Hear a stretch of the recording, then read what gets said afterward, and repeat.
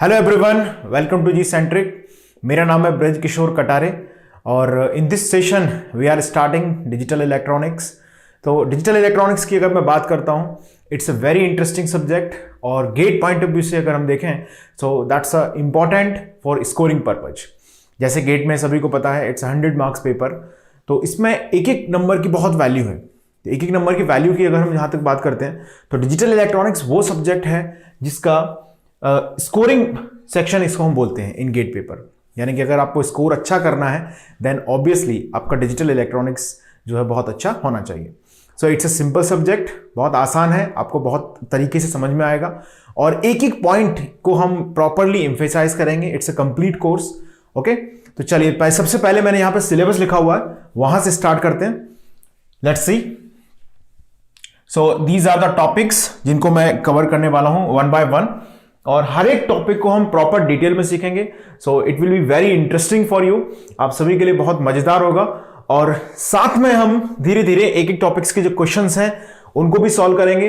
Previous years question किस तरह से आते हैं, क्या इनका पैटर्न होता है, किस तरह से क्वेश्चन फ्रेम किए जाते हैं इस सब्जेक्ट में, वो भी मैं बात करूंगा। और प्रीवियस ईयर क्वेश्चंस भी हम सॉल्व करेंगे क्योंकि ये सब्जेक्ट 4 स्ट्रीम्स में कॉमन है। तो हमारे पास bunch of previous years questions हैं like electronics, electrical, instrumentation and computer science engineering. 4 streams में होने के कारण इसमें बहुत सारे प्रीवियस ईयर्स क्वेश्चंस हमको मिलेंगे। सो उसमें से अच्छे जो क्वेश्चंस होंगे उनको मैं डेफिनेटली क्लास में डिस्कस करूंगा। चलिए तो स्टार्ट हम लोग कर रहे हैं from the very beginning, that is the syllabus part. So digital electronics में ये टॉपिक्स हैं जिनको हम डिस्कस करेंगे। The first topic that I have written over here, minimisations of logical expression. ये हमारा पहला टॉपिक होगा, मिनिमाइजेशन ऑफ लॉजिकल एक्सप्रेशंस। इसमें 2 मेथड्स पढ़ते हैं, बूलियन अलजेब्रा एंड के मैप। इंपॉर्टेंट होने की बात अगर मैं करता हूं यहां पर, so this topic is very important. यहां से या तो 1 मार्क या एक 2 मार्क क्वेश्चन आने की बहुत ज्यादा प्रोबेबिलिटी है। ठीक है, so this topic is very much important. Second topic है लॉजिक गेट्स। लॉजिक गेट पर डायरेक्ट क्वेश्चन तो आते ही हैं, साथ में लॉजिक गेट अगर हमको आता है तो हमको पूरी डिजिटल इलेक्ट्रॉनिक्स समझ में आएगी। मतलब ये चैप्टर 2 वो टॉपिक है जिसको समझना बहुत ज्यादा जरूरी है for the purpose of understanding of this subject. Okay, so this topic is also very important. अब हम बात करेंगे नंबर सिस्टम की। सो नंबर सिस्टम पर डायरेक्ट क्वेश्चन बहुत कम फ्रेम होते हैं, लेकिन नंबर सिस्टम भी वैसा ही टॉपिक है जैसे लॉजिक गेट है। ये सब टूल्स हैं एक तरह से इस सब्जेक्ट को समझने के। Number system, data representation and codes. After that हम बात करेंगे 4th chapter, that is combinational circuit. So combinational circuits में हम डिफरेंट सर्किट्स की बात करेंगे जिसमें अरिथमेटिक सर्किट होगा। अरिथमेटिक सर्किट्स में आपका हो गया half adder, half subtractor, full adder, full subtractor, serial adder, parallel adder, look ahead, carry, generator adder. And the next topic is mux, demux, multiplexer is very very important topic. Combination में अगर एक ही question examiner को पूछना होगा तो बहुत ज्यादा chances है कि वो क्वेश्चन कहां से बनेगा, मक्स से बनेगा। ओके, नेक्स्ट टॉपिक इसमें है demux, demultiplexer, encoder, decoder, comparator and multiplier. देखो क्वेश्चन आने को इन टॉपिक से भी आ सकते हैं और आए भी हैं, लेकिन जो इंपॉर्टेंट टॉपिक है वो मक्स सबसे ज्यादा है इसमें। नेक्स्ट चैप्टर हमारा होगा 5th chapter, that is sequential circuits. Sequential circuits में flip flops, registers and counters, इनकी बात करते हैं। दीज 3 टॉपिक्स में अगर मैं देखूं so the counter is very important. In fact complete subject में 2 टॉपिक ऐसे हैं, एक तो मिनिमाइजेशन ऑफ लॉजिकल एक्सप्रेशन वाला चैप्टर और दूसरा आपका काउंटर वाला चैप्टर। इन 2 टॉपिक से क्वेश्चन हर साल, लगभग हर साल आते ही हैं। ठीक है, सो ये बहुत ज्यादा इंपॉर्टेंट टॉपिक्स हैं आपके लिए। इसमें एक छोटा सा टॉपिक और हम पढ़ते हैं, फाइनाइट स्टेट मशीन। वो इलेक्ट्रॉनिक्स के सिलेबस का पार्ट है, तो सबसे आखिरी में मैं उसे डिस्कस करूंगा इन द मिसलेनियस टॉपिक्स। तो कुछ भी हम लोग इसमें छोड़ने वाले नहीं है, एक एक टॉपिक को प्रॉपर डिटेल में हम लोग पढ़ने वाले हैं और उससे जुड़े हुए जो क्वेश्चंस हैं, जिस तरह क्वेश्चंस आपके एग्जाम में फ्रेम हो सकते हैं, उन सभी क्वेश्चंस की मैं बात भी करूंगा। So next topic is ADC and DAC. ये उतना फ्रीक्वेंट टॉपिक नहीं है, लेकिन जब भी इससे क्वेश्चन आता है बहुत बढ़िया क्वेश्चन फ्रेम होता है। स्पेशली अगर मैं बात करूं गेट इंस्ट्रूमेंटेशन के पेपर की, तो गेट इंस्ट्रूमेंटेशन में बहुत ही बढ़िया अच्छे क्वेश्चन इस पर फ्रेम होते हैं, एडीसी एंड डीएसी में। नेक्स्ट टॉपिक है लॉजिक फैमिली। इसमें मेनली हम बात करते हैं सीमॉस लॉजिक फैमिली के बारे में एंड टीटीएल लॉजिक फैमिली के बारे में। The next topic is basics of memory. ये बहुत ज़्यादा डिटेल में नहीं पढ़ना है, ये माइक्रो प्रोसेसर वगैरह में काफ़ी डिटेल में कराया गया होगा आपको। Okay, and the last one is miscellaneous topic. Miscellaneous topics में आपका एक तो ये हो गया एफएसएम मैं डिस्कस करूंगा, फाइनाइट स्टेट मशीन। ओके, दूसरा टॉपिक इसमें होगा आपका फ्लोटिंग पॉइंट नंबर्स। तो ये इन सब टॉपिक्स के बारे में बात करेंगे। These are the miscellaneous topics. चलिए, तो ये हो गया आपका सिलेबस जो GATE instrumentation, GATE computer science, GATE electronics and GATE electrical के लिए है। अब इसमें पर्टिकुलर टॉपिक्स जब हम पढ़ रहे होंगे तो वहां पर मैं बताते जाऊंगा कि किस ब्रांच के लिए टॉपिक कितना इंपॉर्टेंट है। चलिए, तो इसमें हम बात कर लेते हैं मार्क्स में कितने मार्क्स का कौन सा टॉपिक इसमें पूछा जाता है। तो अगर मैं इलेक्ट्रॉनिक्स की बात करता हूं तो in electronics it is of about 6 to 8 marks. ये सब्जेक्ट 6 से 8 नंबर में आता है इलेक्ट्रॉनिक्स में। अगर हम बात करते हैं इलेक्ट्रिकल गेट के लिए तो थोड़ा सा इसमें कम है, 4 to 6 मार्क्स का ही आता है, 4 to 6 मार्क्स। इंस्ट्रूमेंटेशन में वेरी क्लोज टू इलेक्ट्रॉनिक्स, यानी कि इसमें भी 6 to 8 मार्क्स का ही ये फ्रेम होता है। और कंप्यूटर साइंस में अगर हम देखते हैं so it is of about 3 to 5 marks. ये मार्क्स आप सभी को पता है कि कोई फिक्स नहीं है गेट के अंदर, कोई भी वेटेज कितने भी मार्क्स का आ सकता है, कोई भी सब्जेक्ट। तो ये बनाया गया है basis of previous year analysis. Previous years में किस तरह से अभी तक आए हुए हैं उसके हिसाब से इसे तैयार किया गया।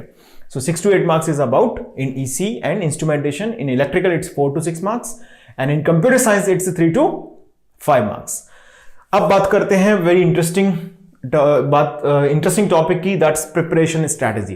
किस तरह से हमें इस सब्जेक्ट को तैयार करना चाहिए, ये स्टूडेंट्स के मन में बहुत ज्यादा डाउट्स रहता है कि कैसे सर इसको पढ़ना चाहिए। तो यहीं पे मैं बता देता हूं आपको। सबसे पहले आपको तैयार करना है क्लास नोट्स। क्लास नोट्स का मतलब है कि इन सभी टॉपिक्स के प्रॉपरली जो मैं यहां पर क्लास में कवर करूंगा टॉपिक्स, और वहां पर मैं जो भी चीजें लिखाऊंगा उन सभी को आपको सबसे पहले तैयार करना है। मतलब किसी भी टॉपिक के, जैसे मान लीजिए मैं बात करूं बूलियन अलजेब्रा की, तो बूलियन अलजेब्रा में सबसे पहले आपको पढ़ना है उसके क्लासरूम नोट्स। यानी क्लास में जो भी टॉपिक कवर हो रहे हैं, जिस भी तरीके से मैंने क्वेश्चंस कराए हैं, जिस सीक्वेंस में easy to moderate to tough हम लोग बढ़ेंगे, तो कॉन्सेप्चुअली आपको थोड़ा सा एक जर्नी समझ में आएगी। तो सबसे पहले आपको प्रिपेयर करना है हर टॉपिक के क्लास नोट्स को। ओके, उससे पहले कोई किताब नहीं, कुछ नहीं। दूसरे नंबर पर आते हैं आपके गेट प्रीवियस ईयर्स। फॉर्चुनेटली ये सब्जेक्ट 4 स्ट्रीम्स में कॉमन है, इलेक्ट्रॉनिक्स में, इलेक्ट्रिकल में, इंस्ट्रूमेंटेशन में एंड कंप्यूटर साइंस में। तो 4 स्ट्रीम्स के प्रीवियस ईयर्स आपको सॉल्व करना है। ठीक है, थोड़ा थोड़ा सिलेबस वेरिएशन है, तो वहां पर मैंने जो क्लास में जो टॉपिक्स कवर किए हैं, जैसे इसीलिए मैंने बोला अभी पहले क्लास नोट्स पहले पढ़िएगा। तो जो मैंने टॉपिक्स क्लास में कवर किए हैं उन्हीं टॉपिक्स के प्रीवियस ईयर्स आपको सॉल्व करने हैं अदर ब्रांचेस के। अपनी ब्रांचेस के सारे करने हैं, ऑब्वियस है। तो ये आपकी सेकेंड स्टेप होगी। ओके, अब बात करता हूं मैं थर्ड स्टेप की। थर्ड स्टेप में आप चाहें तो ईएससी के ऑब्जेक्टिव पार्ट के क्वेश्चंस कर सकते हैं इन इलेक्ट्रॉनिक्स और इलेक्ट्रिकल पेपर्स। 2 ही एग्जाम्स इसमें हैं। ओके, अब बात करते हैं हम फोर्थ स्टेप की। The fourth step is the online test. Never avoid the online test. Test जरूर दें, आपकी नॉलेज उससे इंप्रूवमेंट होती है। एग्जाम में क्या आपकी स्ट्रैटेजी होनी चाहिए, ये सब चीजें आप सीखते हैं। बहुत छोटी छोटी चीजें होती हैं जो हम ऑब्जर्वेशन में नहीं लेके आ पाते ड्यूरिंग आवर प्रिपरेशन, बट जब हम टेस्ट देते हैं तो एक एग्जाम का माहौल हमको मिलता है, थोड़ा रियलाइजेशन समझ में आता है कि हम कहां गलती कर रहे हैं और क्या क्या हमारे वीक पॉइंट्स हैं, उनको हम स्ट्रॉन्ग कर सकते हैं टेस्ट के थ्रू। तो test is a very important thing. तो अभी तक जितनी भी मैंने 4 स्टेप्स बताए हैं प्रिपरेशन के, उतने में ये सब्जेक्ट आपका एकदम टिप टॉप हो जाएगा। मतलब इसके बाहर अगर हम नहीं भी जाना चाहें, इन 4 बातों के बाहर, तब भी चलेगा। That's enough, even more than enough. ठीक है, लेकिन हमें ऐसा नहीं करना है कि हमने शुरुआत किया क्लास नोट्स से और क्लास नोट्स पे ही उलझे हुए हैं सदियों तक, पेज पलटते जा रहे हैं उसके, अच्छा ये रह गया था, वो रह गया था। तो थोड़ा सा प्रिपरेशन आप जब भी करें तो बहुत सिस्टमैटिक करें। जैसे मैंने बोला सबसे पहले क्लास नोट्स पढ़ना है, तो आप ऐसा करें बूलियन अलजेब्रा के क्लास नोट्स पढ़ लें, फिर उसके अपनी ब्रांच, आपकी इलेक्ट्रॉनिक्स ब्रांच है तो इलेक्ट्रॉनिक्स की प्रीवियस सॉल्व कर लें, इलेक्ट्रिकल है तो इलेक्ट्रिकल, इंस्ट्रूमेंटेशन, कंप्यूटर साइंस, जो भी आपकी ब्रांच है उसके प्रीवियस ईयर्स आप चैप्टर को पढ़ लें और तुरंत ही उसको सॉल्व कर लें अपनी ब्रांच के कम से कम। फिर उसके बाद हम नेक्स्ट चैप्टर पढ़ें, तब तक हम बूलियन अलजेब्रा को रिवाइज करते रहें और दूसरी कोई ब्रांच उठा लें, उसके प्रीवियस ईयर सॉल्व कर लें। तो थोड़ा सा स्ट्रैटेजी आपकी बहुत सिस्टमैटिक होना चाहिए। Planning is very important for any competitive examination. देखिए, कोई अगर सेमेस्टर का एग्जाम होता है तो आप सभी जानते हैं 15 दिन पहले, 1 महीने पहले हमने पढ़ाई की, बन गए विद्वान, गए पेपर देने और पास हो गए, सब्जेक्ट भी भूल गए, टॉपिक भूल गए, भाड़ में जाए, है ना। ऐसा नहीं है, it's a competitive exam, so obvious है ये एक जर्नी है आपकी। तो जर्नी में जरूरी है कि हम छोटी छोटी बातें, छोटे छोटे कॉन्सेप्ट्स, उनको फ्रिक्वेंट रिवीजन मोड पर रखें। तो आप जो भी टॉपिक्स पढ़ते जा रहे हैं उसमें उनके प्रीवियस ईयर्स, अब प्रीवियस ईयर समटाइम ऐसे कैसे सॉल्व कर लेते हैं हम लोग कि बुक उठाई और लगे हुए हैं उसमें टिक करने कि ये हो गया, ये इसका आंसर ये आ गया, इसका आंसर ये आया। अच्छा नहीं आया तो पेज पलट के देखा, अच्छा इसका आंसर बॉम्बे है, ओके टिक कर दिया, फिर बी आंसर है, इसका डी आंसर है, इसका सी आंसर है, वही मार्क करते जा रहे हैं। ऐसा नहीं करें। आप क्या कर रहे हैं, आपको कि जो क्वेश्चंस आप सॉल्व कर रहे हैं उनका सबसे पहले ट्राई करें कि आपसे ही आंसर आना चाहिए। ओके, 10 क्वेश्चंस का सेट आपने बनाया, 1 से लेकर 10 तक सॉल्व किए, जितने आंसर आ गए सही है, 7 सॉल्व हो गए, 6 सॉल्व हो गए, 4 नहीं बने, फिर उनके आंसर्स मैच किए हमने। अब उसमें 1-2 गलत भी हो सकते हैं, तो जो गलत हुए हैं उन क्वेश्चंस को एक बार देखें कि हमने गलती कहां की है। तो आपने देखा भैया, आपने ऑप्शन बी टिक किया था, आंसर आ गया सी, तो एक बार उस क्वेश्चन को दोबारा ट्राई करें बिना किसी सॉल्यूशन की हेल्प लिए। अभी तक हम सॉल्यूशन पर नहीं पहुंचे हैं, है ना। उसके बाद आपने देखा कि अच्छा हाँ बी आंसर इसका आ गया, अब उसके सॉल्यूशन को भी एक बार आप देख लें कि इन्होंने किस तरह से इसको सॉल्व किया है और आपने कहां इसमें गलती की। अब बचे वो क्वेश्चन जो आपसे नहीं बने, जो नहीं बने उनका एक बार फिर से ट्राई किया जाए, उनको रीड किया जाए, प्रॉपरली समझने की कोशिश किया जाए कि क्यों नहीं बना। अगर फिर भी नहीं बन रहा है तो फिर से वापस सॉल्यूशन पे जाएं, एक बार हिंट लें वहां से, then you should try that question. और ऐसे क्वेश्चंस जो आपसे नहीं बने हैं या आपके गलत हो गए हैं उनको जरूर स्टार मार्क कर लें फॉर द रिवीजन।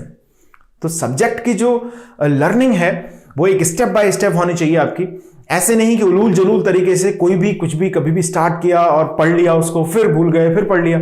ऐसा ना करें, आप एक सिस्टमैटिक वे में चलें, एक सीक्वेंस को आप जरूर फॉलो करें, ठीक है। तो यहां पर मैंने सिलेबस की बात की और थोड़ी सी मैंने बात की प्रिपरेशन स्ट्रैटेजी की। तो जिस जिस टॉपिक को आप कवर करना चाह रहे हैं उन टॉपिक्स के कम से कम अपनी ब्रांच के क्वेश्चंस को साथ में लगाते जाएं, क्लास नोट्स जैसे जैसे पढ़ते जाएं वैसे वैसे सॉल्व करते जाएं, और दूसरी ब्रांचेस सेकंड रिवीजन पर, तीसरी ब्रांच थर्ड रिवीजन पर एंड फोर्थ ब्रांच आपकी फोर्थ रिवीजन पर। इस तरह से प्रीवियस ईयर्स को हम सॉल्व करें और ईएससी ऑब्जेक्टिव उसके बाद आप सॉल्व करें। ऑनलाइन टेस्ट देना शुरू कर दें, topic wise, subject wise, multiple subjects, ये सब आप तरीके से ऑनलाइन टेस्ट में भी पार्टिसिपेट करें।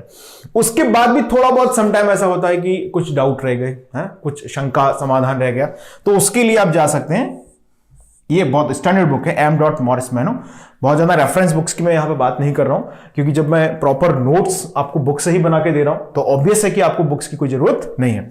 समटाइम अगर आपको जरूरत लगती है तो आप एम डॉट मॉरिस मैनो से थोड़ा बहुत रेफरेंस ले सकते हैं अपनी जानकारी के लिए।